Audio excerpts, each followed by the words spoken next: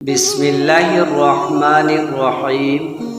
حضرت عبداللہ ابن مسعود رضی اللہ تعالی عنہ سے مروی ہے کہ ایک دن میں نبی کریم صلی اللہ تعالی علیہ وسلم کی خدمت میں حاضر ہوا تو آپ صلی اللہ علیہ وسلم نے فرمایا، مجھے قرآن پڑھ کر سناؤ۔ میں نے عرض کیا، یا رسول اللہ، کیا میں آپ کو پڑھ کر سناؤں، حالانکہ آپ پر تو قرآن پاک نازل ہوا ہے؟ فرمایا، ایسا ہی ہے، لیکن میں چاہتا ہوں کہ اپنے علاوہ کسی اور سے سنوں۔ چنانچہ میں نے تلاوت شروع کر دی، اور جب میں اس آیت پر پہنچا، وہ کیسا وقت ہوگا جب ہم ہر امت میں سے ایک گواہ لے کر آئیں گے اور آپ کو ان سب پر گواہ بنا کر لائیں گے۔